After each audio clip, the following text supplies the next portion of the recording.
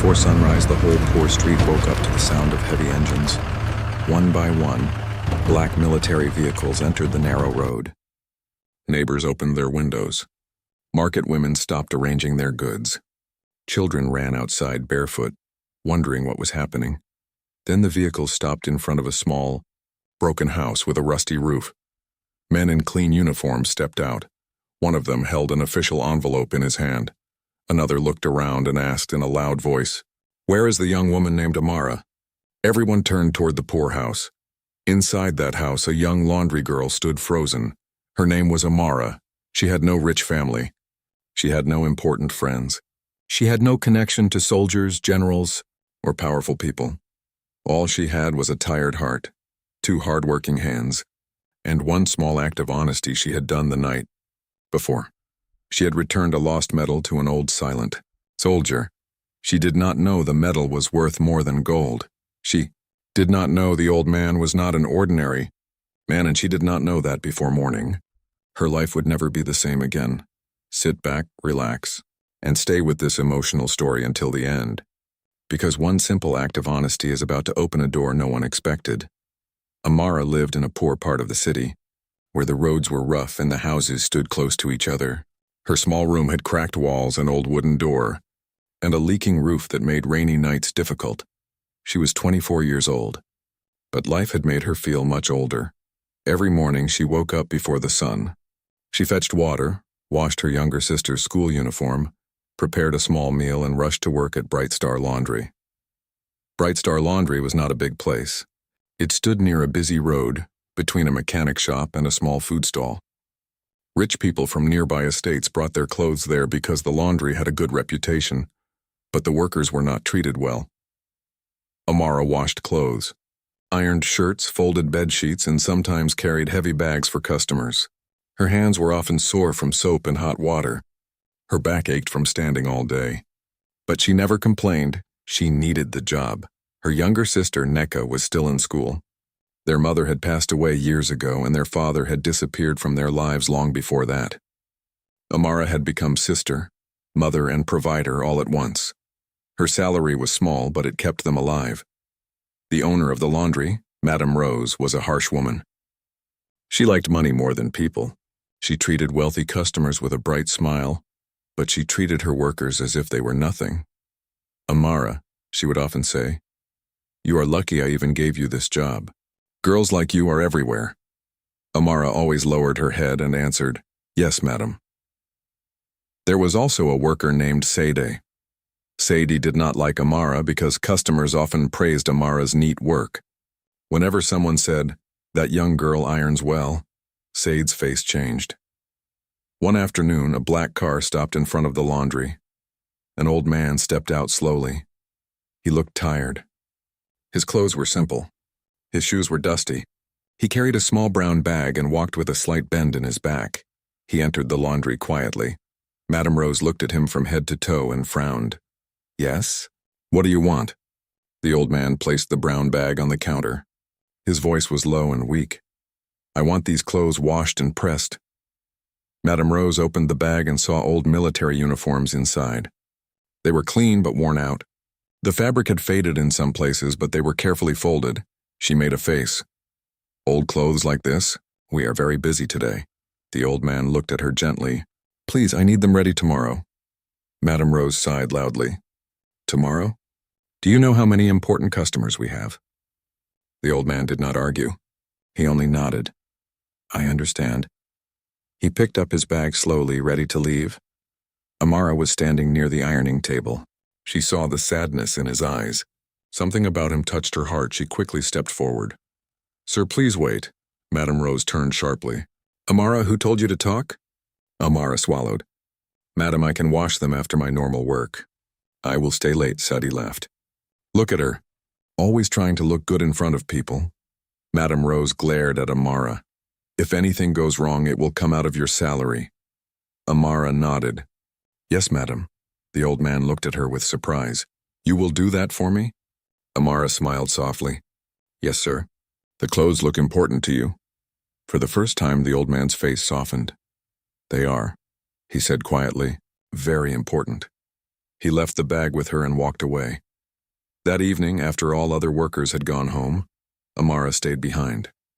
Her body was tired, but she carefully washed the old uniforms by hand. She did not throw them roughly into the machine like ordinary clothes. She noticed small details. A name patch had been removed. From one shirt, there were marks where medals had once been pinned.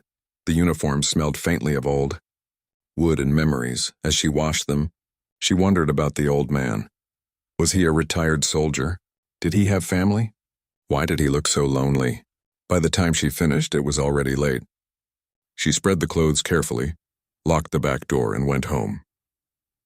The next day, the old man returned. Amara had pressed the uniforms neatly. She placed them inside a clean cover and handed them to him. The old man touched the uniform gently, almost like he was touching a person he missed. "You did this well," he said. Amara smiled. "Thank you, sir." He reached into his pocket to pay, but as he did, a small object fell from inside his coat and landed near the counter. No one noticed, not even the old man. He paid and left slowly. A few minutes later, Amara bent down to pick up a fallen receipt.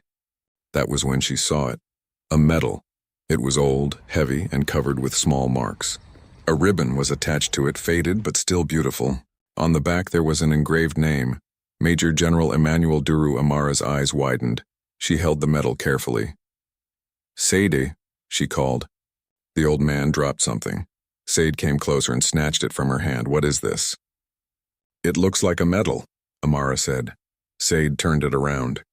"This thing may be worth money." Amara quickly took it back. "It belongs to the old man." Sade rolled her eyes. "And how will you find him? You don't even know where he lives." Amara looked at the receipt book. Luckily, the old man had written a phone number. Before she could call, Madame Rose walked in. "What are you holding?" Amara showed her the medal. "Madam, the old man who came yesterday forgot this. I want to call him." Madame Rose took the medal and studied it. Her eyes became greedy. "This looks valuable," she whispered. Amara became uncomfortable. "Madam, it belongs to him." Madame Rose looked at her coldly. "Did I ask you?" She placed the medal inside her drawer and locked it. Amara's heart dropped. "Madam, please." The old man looked like this meant a lot to him. Madame Rose snapped, "Mind your business. When he comes back, we will discuss it." But something in Amara did not feel right. That evening, after work, she saw Madame Rose speaking quietly to a man outside the laundry. The man held the medal in his hand and turned it around like he wanted to buy it. Amara's heart began beating fast. Madame Rose was trying to sell it. Amara knew she could lose her job, but she could not stay silent. When the man left, Madame Rose returned inside and placed the medal back in the drawer. She locked it again and went to the office. Amara stood near the ironing table, confused and afraid. If she did nothing, the old man might never see his medal again. If she spoke, Madame Rose would fire her. She thought of Neka's school fees. She thought of rent. She thought of the empty food container at home. Then she remembered the way the old man touched his uniform. She remembered the sadness in his eyes. Quietly, she picked up the spare key from behind the calendar. She opened the drawer, took the medal, wrapped it in a clean white cloth, and placed it in her bag. Her hands were shaking. She called the number on the receipt. After 3 rings, the old man answered. "Hello?" "Sir," Amara said softly. "This is Amara from Bright Star Laundry. You forgot something important." There was silence. Then his voice changed. "What did I forget?" "A medal, sir. It has a name on it. Major General Emmanuel Duru." The old man became completely silent. For a moment, Amara thought the call had ended. Then he whispered, "Where are you?" "I am still at the laundry, sir." "I am coming." 30 minutes later, the old man arrived in a small taxi. He looked worried and weak. Amara met him outside and handed him the white cloth. When he opened it and saw the medal, his hands began to tremble, his eyes filled with tears. "My son," he whispered. Amara froze. "Your son?" The old man held the medal close to his chest. "This belonged to my son. He died serving this country. Tomorrow is the day he is to be honored publicly. I brought his old uniforms to be cleaned because I wanted to wear one of them to the ceremony. His voice broke. This medal is the only thing I carry with me everywhere. Amara's eyes became wet. I am sorry. Sir? He looked at her deeply. You returned it. It was not mine. The old man stared at her as if those words meant more than she understood. Then he asked, Did your boss know about this? Amara looked down. That was enough answer. The old man nodded slowly. Thank you, my child. He tried to give her money, but she stepped back. No, sir. I did not do it for money. He looked at her for a long moment, then he said, May your honesty speak for you when you are not in the room. Amara did not understand what he meant. She only smiled and said good night. The next morning, trouble came. Madame Rose arrived and opened her drawer. The medal was gone. Her scream shook the whole laundry. Amara. Amara stepped forward quietly. Where is it? Madame Rose shouted. I returned it to the owner, Amara said. Madame Rose's face twisted with anger. You opened my drawer? It was not yours, madam, Sade gasped loudly. So you admit you stole from the drawer? I did not steal. I returned what belonged to someone else, Madame Rose slapped the table. You poor girl. Who gave you the right to challenge me? Customers turned to look. Workers became silent. Amara's voice trembled, but she stood firm. Madam, that medal belonged to a father who lost his son. Madame Rose laughed bitterly. And what is that to you? Are you his daughter? No, Amara said softly. But I know what it means to lose someone. Madame Rose pointed toward the door. Get out. You are fired. Amara's chest tightened. Madam, please. My sister's school fees. Out! Madame Rose shouted. Before I call the police and say, You stole from me, tears filled Amara's eyes. She removed her apron and placed it on the table. Sade smiled in the corner. Amara walked out of the laundry with nothing but her small bag and a broken heart. When she got home, Neka was sitting on the floor reading her book. Sister, you are back early. Amara forced a smile, but it failed. Neka stood up. What happened? Amara sat on the mat and covered her face. I lost my job. Neka moved closer and hugged her. For a long time, the two sisters sat in silence. That night, rain began to fall. Water dropped from the roof into the old bucket. Amara sat awake, listening to each drop. She thought about Madame Rose. She thought about Sade laughing. She thought about the future, but deep inside, she did not regret returning the medal. She whispered, Even if I am poor, I will not become dishonest. By dawn, the engines came. At first, Amara thought she was dreaming. Then Neka shook her arm. Sister, wake up. There are soldiers outside. Amara quickly stood and opened the door. 3 black military vehicles were parked outside her house. Neighbors surrounded the street. An officer in uniform stepped forward. Are you Amara? Amara's voice was small. Yes, sir. He saluted her. Everyone gasped. The officer said, Major General Emmanuel Duru would like to see you. Amara became confused. Major General? Then the old man stepped out from the second vehicle. But he was no longer wearing simple clothes. He wore a clean military uniform with medals on his chest. His face was calm and strong. Every soldier around him treated him with deep respect. Amara covered her mouth. You? The old man smiled gently. Yes, my child. I am Emmanuel Duru. The street became silent. He walked toward her and said, Yesterday you returned what greed tried to take. You protected the memory of my son when you had every reason to protect only yourself. Amara's eyes filled with tears. Sir, I only did what was right. The general nodded. That is why I came. He turned to the officer beside him. This is the young woman I told you about. The officer handed Amara an envelope. Inside was an official invitation to the memorial ceremony, but that was not all.